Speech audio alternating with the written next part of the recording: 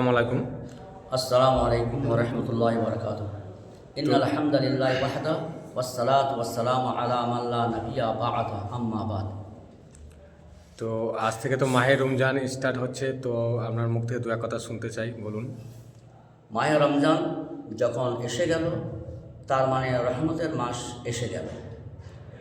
এই মাসটি হলো পূর্ণ মাসটি হলো রহমতের মাস, নেকি ঝড়ের মাস, নেকি কুড়িয়ে নেওয়ার মাস, নিজেকে ক্ষমা করিয়ে নেওয়ার মাস।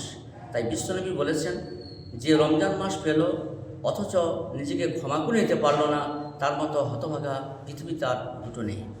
রমজান মাস এলো, রহমতের দরজা খুলে গেল, তার মানে সে যেন রহমতের সে হাবুডুবু খেতে লাগলো।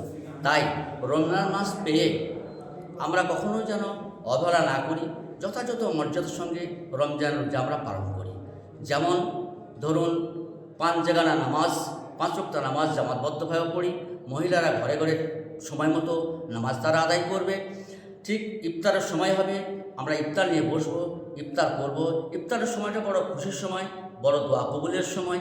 তাই আমরা যারা বালেগ হয়েছে, বালেগ মাত্রই, পুরুষ মাত্রই, মহিলা মাত্রই, ফামান শাহেদা মিনকুমুশ শাহরা ফালিয়াসুমহু, কোরআন ঘোষণা দিচ্ছে যারা রমজান মাস পেয়ে গেল তারা যেন অবশ্যই রমজান মাসের রোজা আদায় করে।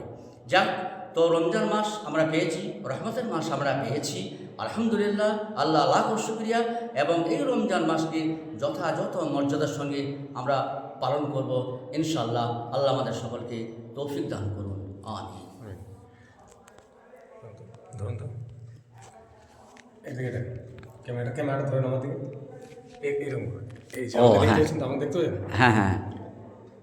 তো আমাদের ইমাম সাহেবের মুখ থেকে দু এক কথা শুনতে পেলেন। তো এটা রহমতের মাস, আমরা সকলেই জানি। তো খুবই ভালো লাগছে এই দিনটাকে পেয়ে।